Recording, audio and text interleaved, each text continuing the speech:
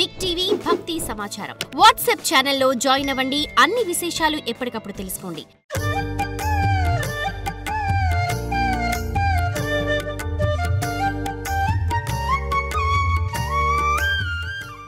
స్తోత్రము, హోమము, ధారణ, జ్ఞానము, యోగము, వీటిలో దేనికి నీవు పతివి కావు? అన్ని దాంట్లకు కూడా ఉంది. ఆ పతి ఉండబట్టే స్తోత్రం చేస్తూ ఉండగానే నువ్వు కనపడుతున్నావు, నువ్వు దర్శనం ఇస్తున్నావు మనసులో. హోమాన్ని చేసినప్పుడు అంతేనే, యోగం చేసినప్పుడు అంతే, ధారణ చేసేటప్పుడు అంతే, జ్ఞానంలో అంతే. నువ్వే అన్ని దాంట్లకు పతివి కదా నువ్వు. గతివి పతివి, మతివి నువ్వే. ఇక నా మనస్సుకు గోచరించే విషయాలలో దేనికి నీవు పతివి కావు? నా మనసులో ఏదో గోచరిస్తుంది, చెప్పుకోలేనటువంటి పరిస్థితి గోచరించేది. ఎందుకంటే మాటలకు అందవు నాలో గోచరించే విచారము. దానికి ఎవరు గతి? నువ్వే. అసలు గోచరించే శక్తిని నువ్వేనే. ఆ గోచరించే విషయం ఏమిటో నువ్వేనే. అమ్మవారికి ఆ విధమైనటువంటి మనసుతో ప్రార్థన చేయాల. అంటే సర్వస్వము నువ్వేనే. గోచరించే విషయాలలో దేనికి నీవు పతివి కావు? పరమాత్మ శివదేవ, దేవా, నీవు సౌందర్యానికి అవతివి. సౌందర్యం అంటే నువ్వేనే. సుందరేశ అని. అసలు సౌందర్యుడు అంటే ఎవరంటే శివుడు. సౌందర్యం అంటే అలంకారం కాదు, శరీర అలంకారం కాదు, శుభం. సౌందర్యం అంటే శుభము, సౌందర్యం అంటే మంగళము, సౌందర్యం అంటే నాశనము కానటువంటిది, అవినాశి. దాన్ని సౌందర్యం అంటారు. ఈ ప్రపంచం అంతా ఉండేటువంటిది ఒక సౌందర్యం. ప్రళయమైంది, అదే ఒక సౌందర్యం. అసలు ఏది జరిగినా నీకు అది సౌందర్యమే కదా. ఎందుకంటే అటువంటి సౌందర్యం ఇంకొకరికి పోల్చడానికి వీల్లేదు అని. సౌజన్యానికి సముద్రానివి నువ్వు, అది ఎంత చెప్పుకున్నా చాలు. ప్రేమరసానికి ఆకారానివి నువ్వు. ప్రేమరసం ఆకారము అంటే ఆ శివుడికి ఎంత శక్తి ఉండొచ్చు. ప్రేమ రసానికి, ప్రేమ రసం చూపించడానికి అవుతుందా? ప్రేమరసాన్ని వివరించవచ్చు కానీ చూపించట. అటువంటి చూపు గల వ్యక్తి ఎవరు? జీవి అంటే నువ్వేనే, అంటే శివుడు. సాక్షాత్ సచ్చిదానందానివి, సతుచితానంద స్వరూపువిని అని ఆ బాల వితంతువు ప్రార్థించింది. చిన్నప్పుడే పతిపోయిన బాల వితంతువు ప్రార్థన చేసింది. అప్పుడు ఒకనాడు ఆమె భక్తికి మెచ్చి కాశీ విశ్వేశ్వరుడున్నాడు సాక్షాత్కరించి తన హృదయంలో ఆమె భర్తను దర్శింపజేశాడు. అంతకన్నా ఇంకేముంది? భర్తను దర్శించింది. ఏం వరం కావాలో కోరుకోమన్నాడు. విశ్వేశ్వరుడిలో తన భర్తను చూసిన ఆ మహాసాధ్వి తనకొక పుత్రుణ్ణి ప్రసాదించు ఉంది. కలలో చూసినటువంటి, మనసులో గోచరించినటువంటి భర్త కనపడుతూనే పుత్రుడు కావాలనేది. శివుడు ఊరికే ఉండకోకుండా, నీ మొగుడిని చూసా వెళ్ళమ్మా నమస్కారం అని చెప్పుకోకుండా చిక్కుకున్నాడు. నేను కలలో భర్తను చూశాను కదా, నాకు గోచరించాడు, అందుక నాకు ఇక పుత్రుడు కావాలి నాకు అని. కానీ పుత్రుడు కలిగాడు. లోకం కాకి ముక్కులతో పొడవసాగింది. ఎప్పుడు పుత్రుడు కలిగాడు, అది శివుడి యొక్క వరం. దాన్ని ఎవరికి చెప్తే ఎవరికి అర్థమవుతుంది?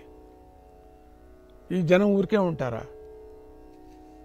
ఎవరు ఇంకొకరు తప్పు చెప్తారో వాళ్ళ ఆ తప్పు బాగా మాస్టర్స్, వాళ్ళకి అది తెలుసు బాగా. లేకపోతే చెప్పరు. కొంతమంది ఏమీ చెప్పరు, ఎందుకంటే వాళ్ళకి అది తెలీదు. ఎవరు తప్పు కనిపెడతారో వాళ్ళకి ఆ తప్పు బాగా తెలుసు. ఆ తప్పు ఎక్స్పీరియన్స్ వాళ్ళకు ఉంది కాబట్టి ఇంకొకరి మీద అబండాలు మోపుతుంటారు. వాళ్ళ గుణము వాళ్ళ మాటల్లో తెలిసిపోతుంది, నువ్వు ఇటువంటి గుణవాడు అని చెప్పేసి. అటువంటి అసహ్యమైనటువంటి వ్యక్తి నువ్వు అని తెలుస్తుంది నీ మాటల్లో బట్టి. ఊరూరికి అల్లటం, ఇంత ఉండింది ఇంత చేసి అల్లటం, పుట్టించుకొని చెప్పటం, ఇవన్నీ కూడా వాళ్ళకి నేర్పు చాలా బాగా ఉంటుంది రాక్షస ఆత్వం ఉండేటువంటి వాళ్ళకు. ఎందుకంటే వాళ్ళ గుణం అది. దొంగకు దొంగ గుణమే తెలుస్తుంది అన్నట్టు. అబద్ధాలు ఆడేవాడికి అబద్ధాలు వాడు ఎవడు అని తెలిసిపోతుంది వాళ్ళకు. ఆ విధంగా మోసం చేసే వ్యాపారికి మోసం చేసేవాడు ఇంకొకటి స్నేహితుడు తెలిసిపోతుంది. లేకపోతే వాడికి తెలుసు కదా ఇంత లాభం ఎక్కడొస్తుందని, వాడికి తెలుసు కదా. ఇది ప్రపంచంలో ఉండేటువంటి ఒక తీరు. ఈవిడನ್ನು చూసి అందరూ కూడా ఈవిడు మొగుడే లేడు కదా, పోయాడు కదా, మరి కొడుకు ఎట్లా పుట్టాడు, ఊరికే ఉంటారా వీళ్ళు, అక్కలు అమ్మలు PC PC PC PC PC. పుట్టిన పిల్లవాడు ఊహగలవాడయ్యేసరికి అవమానాలు భరించలేక ఇక తల్లిని నిలదీశాడు. ఈ చుట్టూ ఉండే వాళ్ళ యొక్క అవమానం విపరీతంగా, ఏదో వాళ్ళకేమో తాపత్రమైనట్టుగా, వాళ్ళకేదో పొడుచుకున్నట్టుగా. అప్పుడు తల్లిని నిలదీశాడు. ఏంటమ్మా ఈ నింద, నేను తట్టుకోలేకపోతున్నా ఈ నింద. బయట అందరూ అంటున్నారు మొగుడు లేక పిల్లకాయ ఎట్లా పుట్టాడని, వీడు మొగుడు లేని పిల్లకాయ వీడు ఎవడికి పుట్టాడో అని ఇట్లంతా మాట్లాడుతున్నారు అని ఊహ అందింది బాబుకి.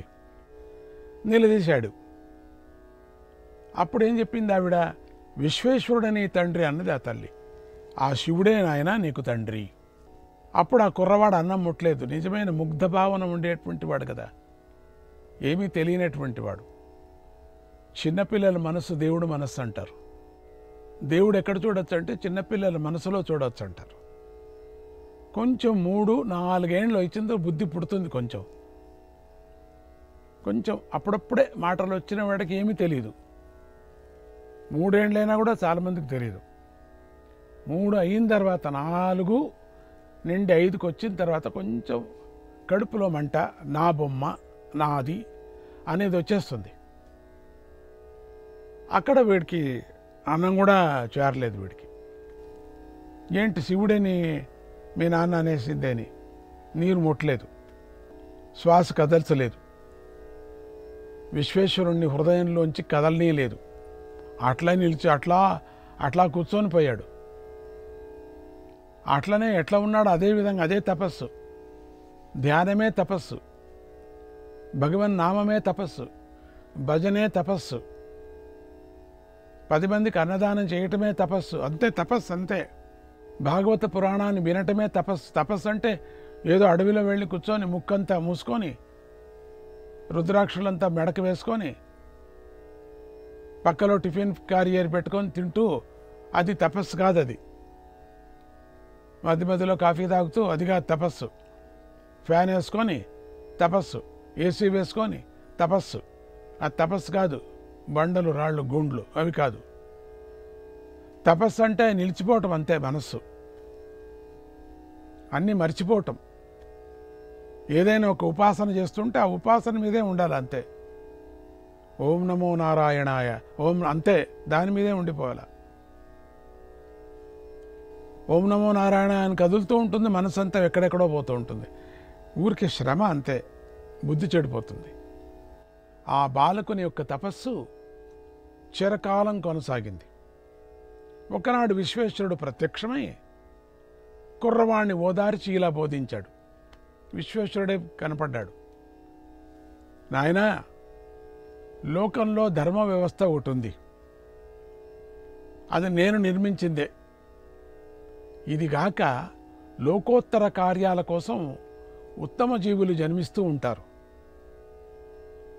ఇదొక ధర్మ మార్గం అని చెప్పేసి ఒకటి ఉంది, ఒక నియమం ఉన్నది. ఆ నియమాన్ని నేనే పెట్టింది. శివుడు అంటున్నాడు, నేనే పెట్టింది. కానీ ఆ నియమం ఉల్లంఘించి ఒక్కొక్కరు పుడుతూ ఉంటారు లోక కళ్యాణానికోసమని. వాళ్ళ మార్గం విచిత్రంగా ఉంటుంది.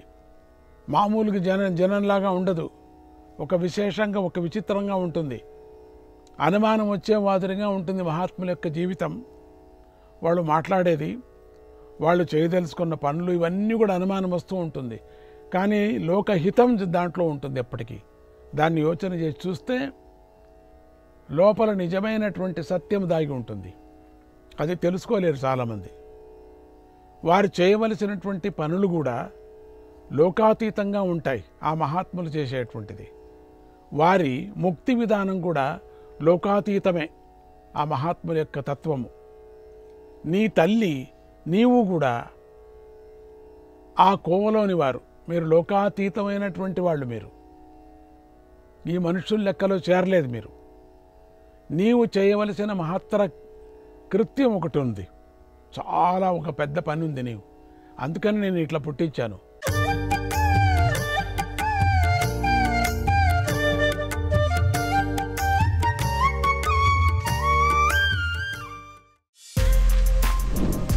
For more videos like this, subscribe Big TV channel.